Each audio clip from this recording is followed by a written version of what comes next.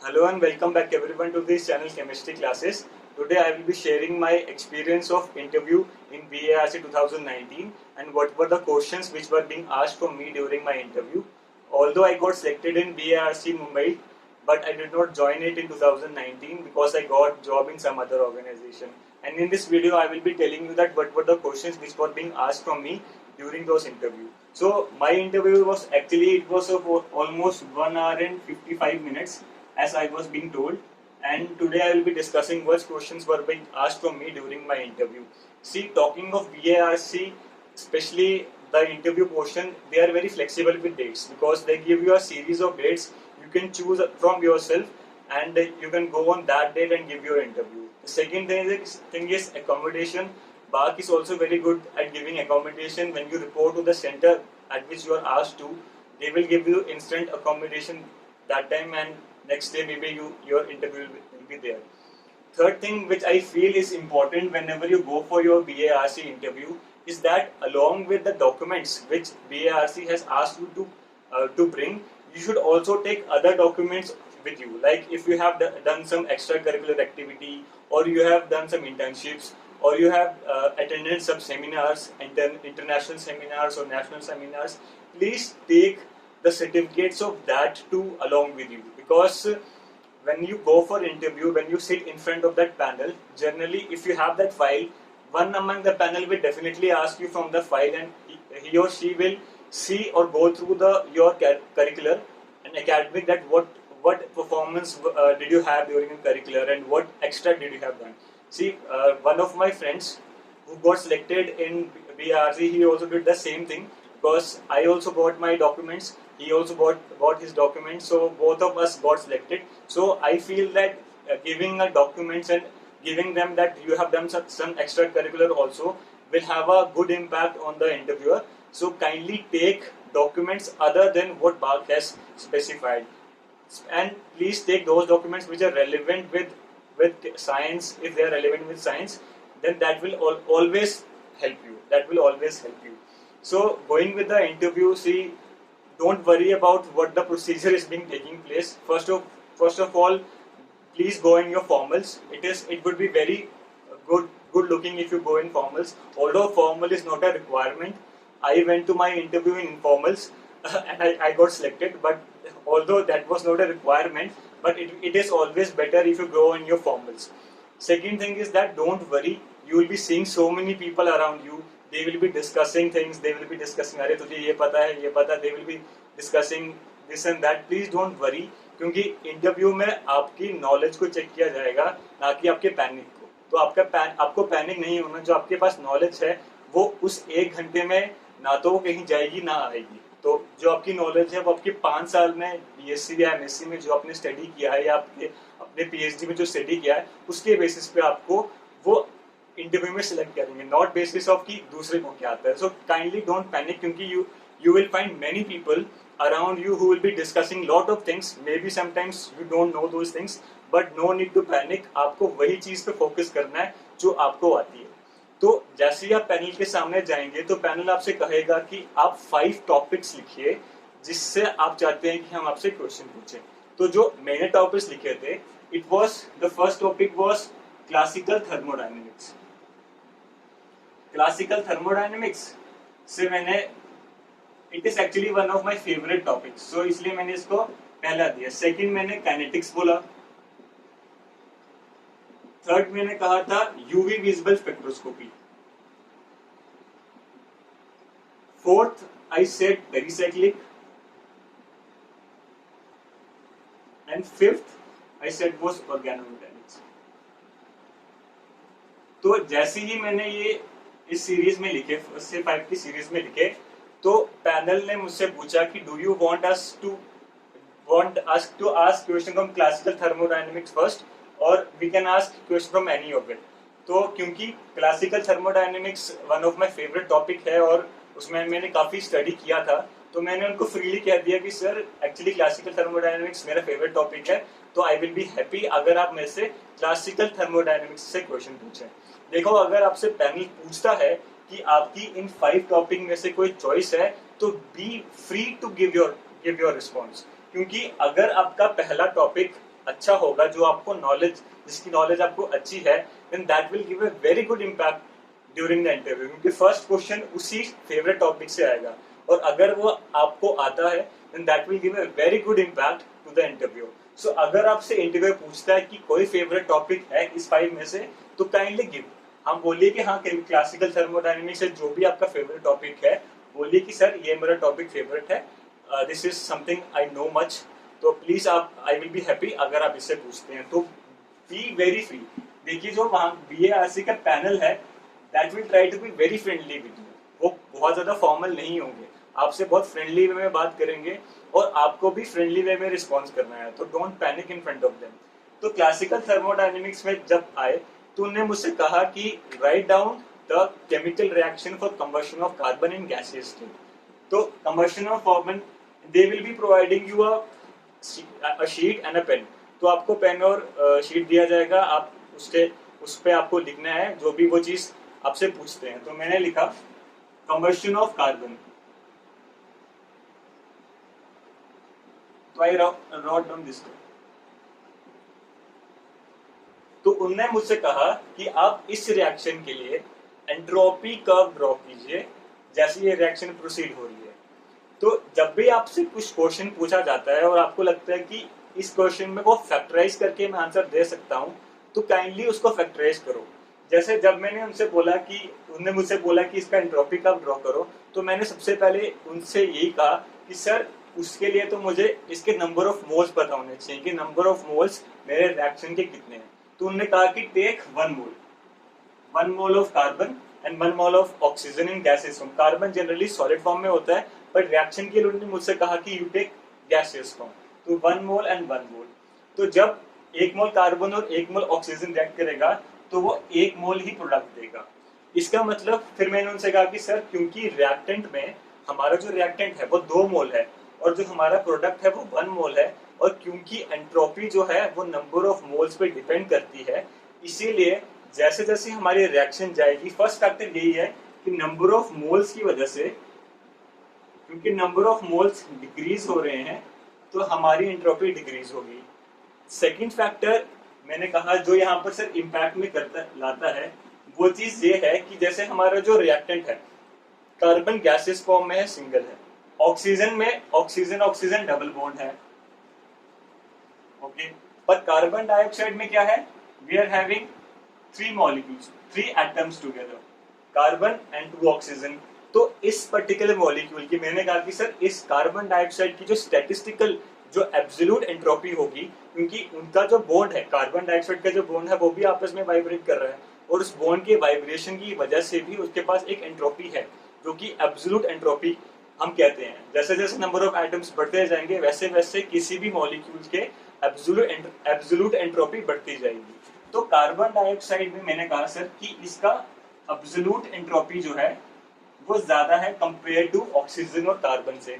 तो वो भी एक फैक्टर है. एक फैक्टर नंबर ऑफ मोल्स जो हमारे एंट्रोपी को डिक्रीज कर रहा है, और मैंने कहा सर जो एब्सोल्यूट एंट्रोपी है as we are going from reactant to product वो इंक्रीज हो रही है. तो जैसे ही मैंने अपना एब्सोल्यूट एंट्रोपी का कंसेप्ट लाया तो they said me to leave it.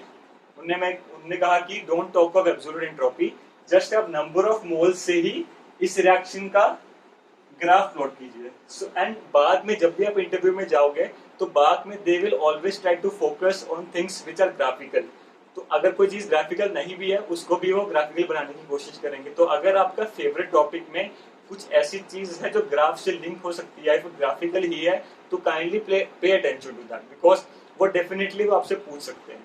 तो मैंने इस रिएक्शन के लिए ignoring absolute entropy as the reaction is proceeding, और एंट्रोपी, तो रिएक्टेंट अगर ये है तो जैसे जैसे हमारा प्रोडक्ट फॉर्म हो रहा है, नंबर ऑफ मोल्स कम हो रहे हैं, तो आई ड्रॉ ए डिक्रीजिंग कि डिक्रीज होता जाएगा हमारा एंट्रोपी. तो जैसे ही मैंने ये ड्रॉ किया, उनने मुझसे कहा कि आप एंट्रोपी कौन से लॉ से आया है. तो मैंने कहा एंट्रोपी जो आया है वो हमारे सेकंड लॉ ऑफ थर्मोडायनेमिक्स से आया है. सेकंड लॉ ऑफ थर्मोडायनेमिक्स से आया है. तो they asked me to define second law of thermodynamics in terms of spontaneity. तो मैंने कहा, देन आई सेड कि for a spontaneous reaction to occur, क्योंकि सेकंड लॉ ऑफ थर्मोडायनेमिक्स तो हमको डायरेक्शन ऑफ द प्रोसेस की बात करता है कि डायरेक्शन क्या होगा। तो मैंने कहा कि sir for a spontaneous process the entropy of the universe must increase. This is what second law gives us. Entropy, the change in entropy of universe है, it should increase, यानी कि change in entropy should be greater than zero. तो मैंने उनसे कहा, तो उन्होंने कहा ओके, आपने कहा कि change in entropy should be greater than zero, but जब आपने जो प्लॉट किया ग्राफ, आपने कहा कि एंट्रोपी हमारे कार्बन के कंबशन के लिए कम हो रही है, और हम सबको पता है कि कार्बन का कंबशन एक स्पॉन्टेनियस प्रोसेस है। तो व्हाई वाज एंट्रोपी डिक्रीजिंग? अगर एंट्रोपी डिक्रीज हो रही है और एंट्रोपी का इंक्रीज होना ही स्पॉन्टेनिटी को डिफाइन करता है, तो कार्बन के कंबशन में जब एंट्रोपी डिक्रीज हो रही है तो वो तो स्पॉन्टेनियस नहीं होना चाहिए, और हमको सभी को पता है कि कार्बन का कंबशन जो है वो स्पॉन्टेनियस है।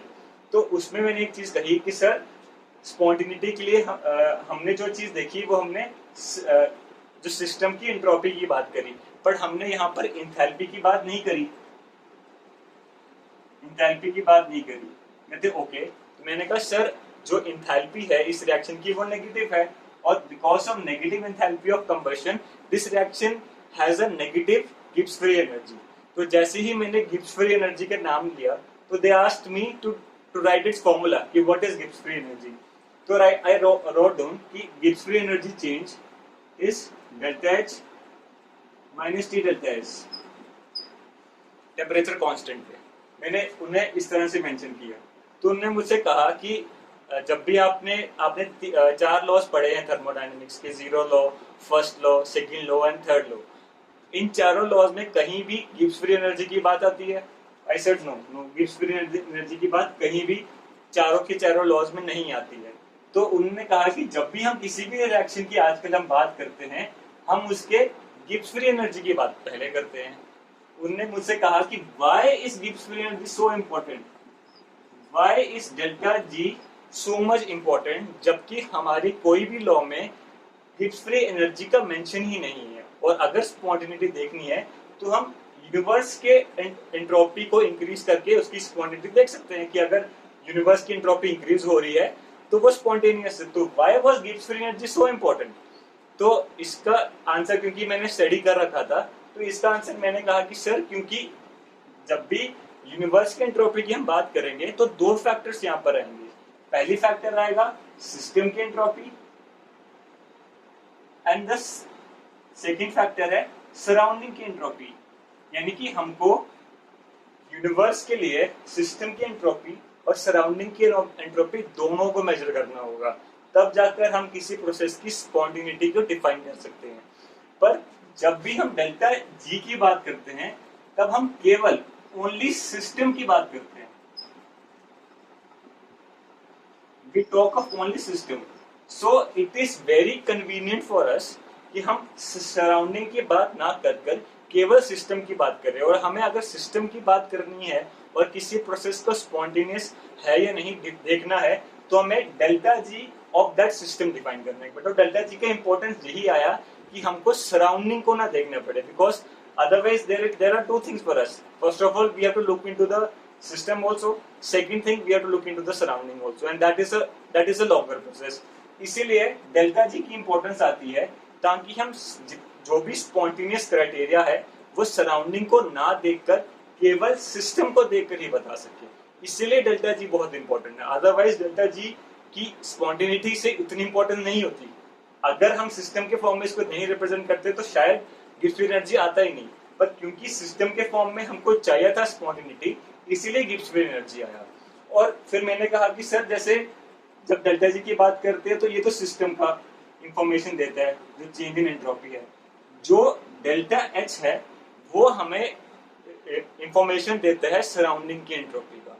जैसे सपोजिटली अगर डेल्टा एच है नेगेटिव, तो इसका मतलब ये है कि सराउंडिंग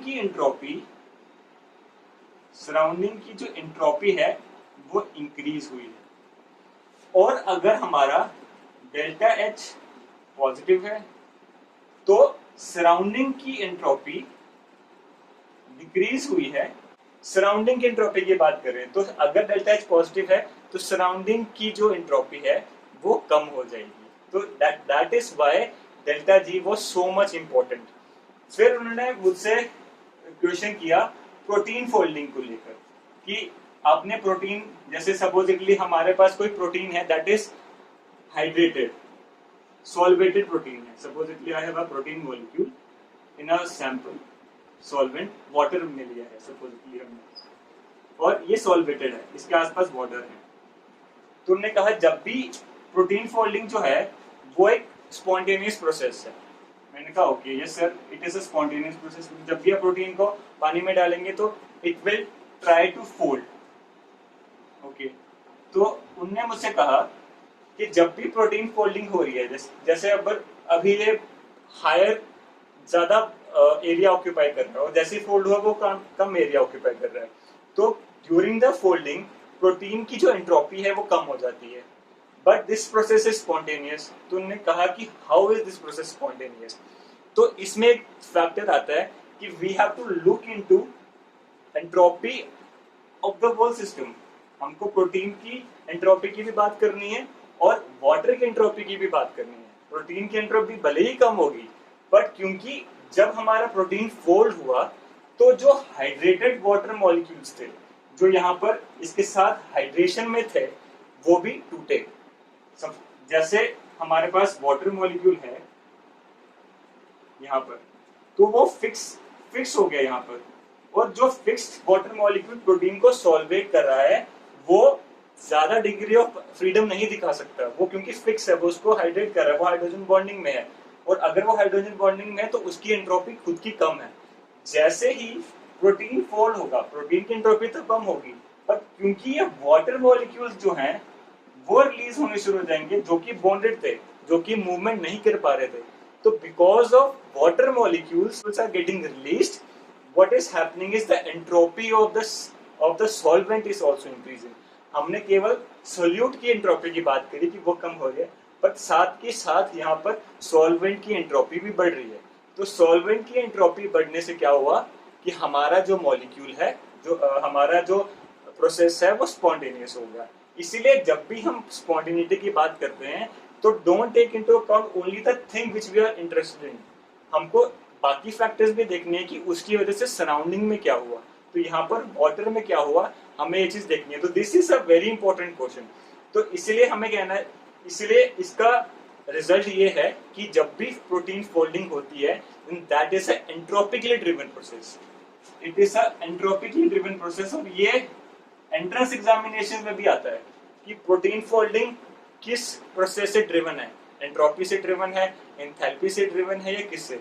तो हमेशा याद रखना कि प्रोटीन फोल्डिंग एंट्रोपी से ड्रिवन है, एंट्रोपी ऑफ द सॉल्वेंट इसमें इंक्रीज हो जाता है। तो you know okay that was a thing which was being asked from me in classical thermodynamics. Then they jumped to directly to the third topic which was UV visible spectroscopy। तो जैसे ही उन्होंने कहा कि कि UV visible spectroscopy पर वो आए तो उन्होंने मुझसे कहा कि why did you specifically wrote UV visible spectroscopy। तो आई सेड कि सर क्योंकि मेरा जो MSc प्रोजेक्ट है वो UV visible spectroscopy पे है and I have a good knowledge on that, that is why I wrote specifically UV visible spectroscopy। तो जैसे ही I mentioned my MSc project they asked me to explain my MSc project। तो it was almost a 15-minute discussion कि 15 minute तक मैंने अपने MSc project को उनको explain किया, और इस टाइम पे उन्होंने मुझसे कोई भी क्वेश्चन नहीं पूछा। बट ये चीज़ हमेशा आपको याद रखनी है कि सपोजिटली आप कोई भी आपने प्रोजेक्ट किया है, चाहे वो आपने मास्टर्स में किया है, PhD में किया है, या आपने कोई इंटर्नशिप किया है, तो kindly take a note on that also, क्योंकि इंटरव्यू में अगर आपसे वो पूछते हैं तो they will have a long discussion on that, मतलब they will ask you to explain it, क्योंकि आपके प्रोजेक्ट और आपकी इंटर्नशिप से ही उनको नॉलेज मिलेगा कि स्टूडेंट का साइंटिफिक अप्रोच क्या है। तो इसीलिए अपने प्रोजेक्ट को अच्छे से याद करके जाना। तो 15 मिनट तक उनने मेरे से मेरा MSc का प्रोजेक्ट पूछा, और जैसे ही ये खत्म हुआ तो they asked me to draw spectra of the compound I was studying. तो मैंने उसका अब्जॉर्बेंस स्पेक्ट्रा ड्रॉ किया, अब्जॉर्बेंस लिया एंड वेवलेंथ लिया, and I drew a curve like this. तो उन्होंने मुझसे कहा कि आपने ये कर्व ब्रॉड बनाया है।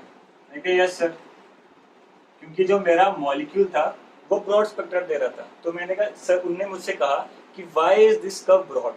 तो आई सेड इसका रीजन ये है कि सर इसमें इलेक्ट्रॉनिक लेवल्स हैं, क्योंकि ये मॉलिक्यूल का है। इसमें इलेक्ट्रॉनिक लेवल के साथ साथ वाइब्रेशनल लेवल्स भी होंगे, वाइब्रेशनल के साथ साथ रोटेशनल लेवल्स भी होंगे, और रोटेशनल के साथ साथ ट्रांसलेशनल लेवल्स भी होंगे, क्योंकि it is having a wide range of energies. That is why इस पर्टिकुलर मॉलिक्यूल का जो स्पेक्ट्रा है वो ब्रॉड आ रहा है। और जनरली अगर आप किसी भी मॉलिक्यूल का यूवी विजिबल स्पेक्ट्रोस्कोपी लेते हैं तो वो ब्रॉड ही आता है। और इस पर्टिकुलर फैक्टर पे कि what are the factors on which broadness of a particular spectrum depend, उस पर हमने ऑलरेडी एक वीडियो बनाई है जिसका link I will providing you in the description. और उसमें हमने हर एक फैक्टर जो कि किसी भी मॉलिक्यूल के ब्रॉडनेस को बढ़ाती है उसको हमने डिस्कस किया है। तो काइंडली गो फॉर दैट, क्योंकि बाग में ब्रॉडनेस बहुत ज्यादा अच्छे से पूछा जाता है। क्योंकि मेरा एक फ्रेंड है जो also he got selected in बाग, उससे भी ब्रॉडनेस का क्वेश्चन पूछा था। Same question from me also and from my friend also, both of us got selected. तो ब्रॉडनेस बहुत ज्यादा इंपॉर्टेंट है कंसिडरिंग बाग। तो उसके बाद उन्होंने मुझसे कहा कि सपोजिटली आपने जो स्पेक्ट्रा लिया वो अपने मॉलिक्यूल का ना लेकर सपोजिटली एटम का लिया, तब ये स्पेक्ट्रा कैसे होता।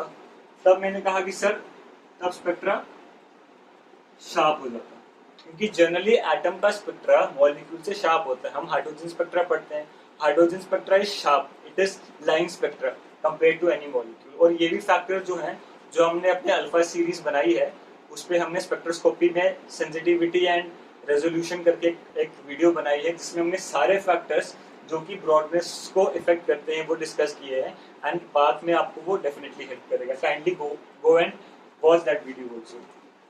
तो जैसे ही आई सेड कि एटम का स्पेक्ट्रा लाइन आएगा तो दे गॉट सेटिस्फाइड कहते ओके ओके अब हम स्पेक्ट्रा पे नहीं आएंगे।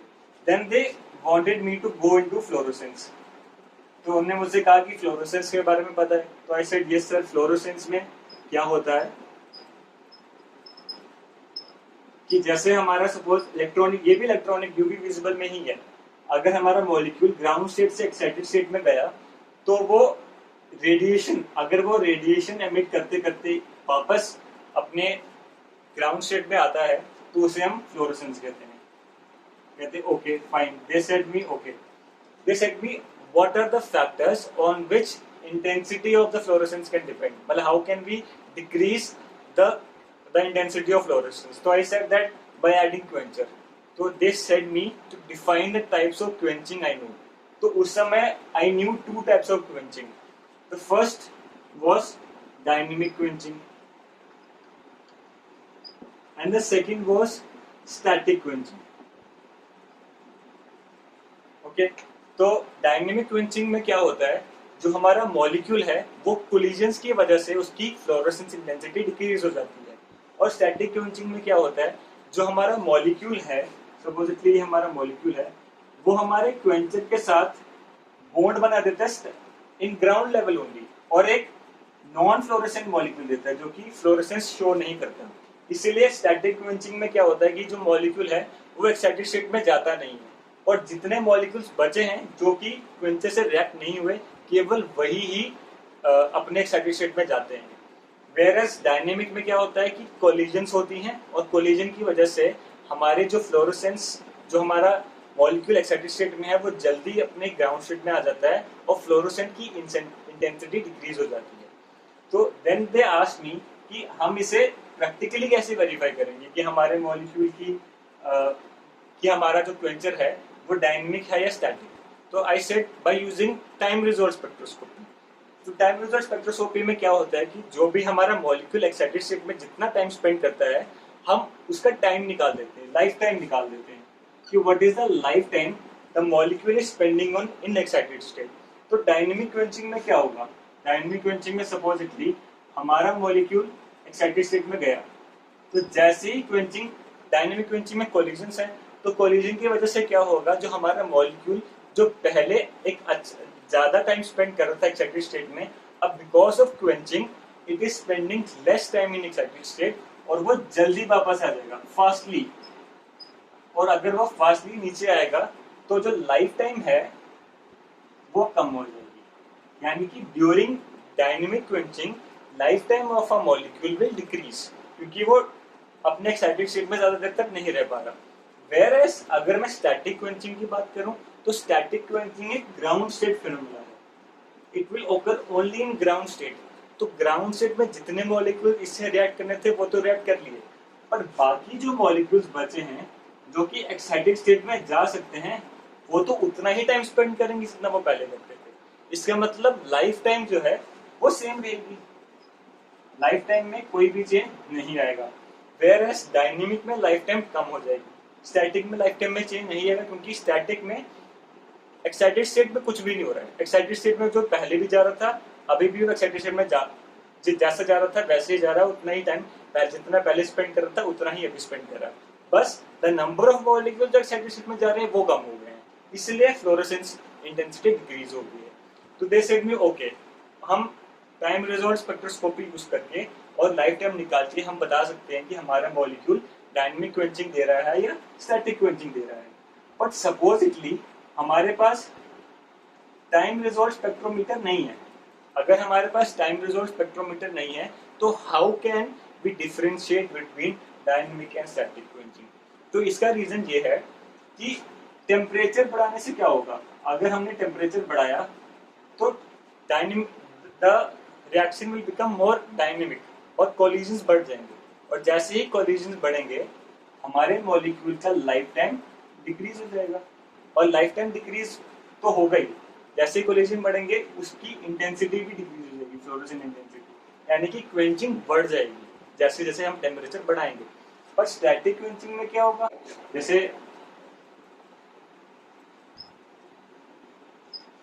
हमारा जो मॉलिक्यूल है टेम्परेचर बढ़ाने पर क्या होगा कि इट इज हाईली पॉसिबल कि जो मॉलिक्यूल है वो डिसइंटीग्रेट कर जाए और हमारा जो क्वेंचर है वो उतना इफेक्टिव ना हो क्वेंच करने के लिए। तो fluorescent intensity dynamic static quenching में बढ़ भी सकती है, इंटेंसिटी जो है वो बढ़ भी सकती है, और इंटेंसिटी कांस्टेंट भी रह सकती है, मतलब there will be no change in intensity. Constant कब रहेगी कि टेम्परेचर बढ़ाने से हमारा जो क्वेंचर और इसका कॉम्प्लेक्स बना है वो टूटे ना, और अगर टेम्परेचर बढ़ने से ये कॉम्प्लेक्स टूटता है तो इंटेंसिटी बढ़ जाएगी, अगर नहीं टूटता तो इंटेंसिटी कांस्टेंट रहेगी ड्यूरिंग स्टैटिक क्वेंचिंग। पर डायनेमिक क्वेंचिंग में तो टेम्परेचर बढ़ाने से हमारी फ्लोरेसेंट इंटेंसिटी कम ही होगी। तो this was the factors which I discuss. तो अगर आपको बीच में कोई भी डाउट आता है ड्यूरिंग एन इंटरव्यू तो आप उनसे पूछ लीजिए, और अगर आपको कुछ चीज नहीं आती तो प्लीज बी वेरी फ्री, क्योंकि आपसे वो बहुत फ्रेंडली तरीके से बात करेंगे। फिर उन्होंने मुझसे कहा कि आप जब यहाँ पर आए, बाग का जो इन्वायरमेंट है वो काफी ग्रीन है। तो उन्होंने कहा कि you saw trees, I said yes sir. तो उन्होंने कहा ट्रीज में जो लीव्स उनका कलर ग्रीन था, आई सेड यस। तो उन्होंने कहा कि क्यों उनका कलर ग्रीन क्यों है, what is the reason that trees the leaves of trees are green? तो इसका रीजन क्योंकि मुझे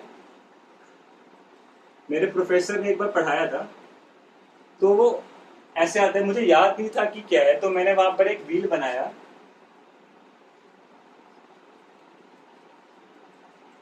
जैसे हम करते हैं विप जोड़। तो मैंने व्हील बनाया और मैंने उनसे कहा कि सर जनरली क्या होता है कि अगर जो भी लाइट हम देख रहे हैं एक्चुअली वो मॉलिक्यूल उसका कॉम्प्लीमेंट्री कलर अब्सॉर्ब करता है, और ये मुंशन व्हील है जिसकी वजह से हमको पता चल जाएगा कि ये कौन से वेवलेंथ की लाइट अब्सॉर्ब कर रहा है। तो अगर सपोजिटली मेरा मॉलिक्यूल ग्रीन लाइट को एमिट कर रहा है, इसका मतलब सेम मॉलिक्यूल उसके कॉम्प्लीमेंट्री कलर जो कि ग्रीन के बिल्कुल अपोजिट है इसको अब्सॉर्ब कर रहा है। अगर ग्रीन को एमिट कर रहा है इसका मतलब रेड को अब्सॉर्ब कर रहा है। तो ग्रीन की जो वेवलेंथ रेंज है अगर वो उसमें एमिट कर रहा है तो रेड की वेवलेंथ रेंज में वो अब्सॉर्ब कर रहा होगा। अगर वो येलो है मेरा मॉलिक्यूल तो क्या होगा कि वो वायलेट या इंडिगो के रेंज में उस रेंज में अब्सॉर्प्शन कर रहा है। अगर मेरा मॉलिक्यूल ब्लू है इसका मतलब वो ऑरेंज के रेंज में अब्सॉर्प्शन कर रहा है। अगर ऑरेंज है तो ब्लू के रेंज में अब्सॉर्प्शन कर रहा है। तो दीज आर कॉम्प्लीमेंट्री। तो ये पर्टिकुलर व्हील भी बहुत इंपॉर्टेंट है। काइंडली रिमेंबर क्या कि अगर हमारे पास कोई भी कलर दिख रहा है, अगर कोई चीज ग्रीन है तो इसका मतलब उसने अपने कॉम्प्लीमेंट्री कलर को एब्जॉर्ब किया है। और कॉम्प्लीमेंट्री कलर ग्रीन का क्या है? Red. This we can know from the मुंशन व्हील। और जैसे क्या इसको याद करने का तरीका क्या है? हमें पता है विब जॉट। This is I have written in form of their in order of their wavelength. तो वेवलेंथ के फॉर्म में इंडिगो को छोड़कर बाकी सभी को रिप्रेजेंट कर लो। वी आई को छोड़कर V B G Y O R इसको रिप्रेजेंट कर लिया। और जो ऑपोजिट आएगा वो कॉम्प्लीमेंट्री कलर। ब्लू के ऑपोजिट का कॉम्प्लीमेंट्री ऑरेंज, ग्रीन का कॉम्प्लीमेंट्री रेड और वॉयलेट का कॉम्प्लीमेंट्री येलो। तो इससे हम बता सकते हैं कि कोई मॉलिक्यूल अगर कोई पर्टिकुलर एनर्जी की वेवलेंथ अब्सॉर्ब कर रहा है तो वो कौन सी एनर्जी की वेवलेंथ को एमिट भी करेगा। तो this is specifically in visible region. ये स्पेसिफिकली विजिबल रीजन के लिए ही वैलिड है कि विजिबल रीजन में क्या होगा। तो these are the 2 topics which they was asked from me। और जो बाकी 3 टॉपिक्स हैं जो काइनेटिक्स, पेरिसाइक्लिक और ऑर्गेनोमेटेलिक है, I will be discussing that in the next video. Thank you so much for watching this.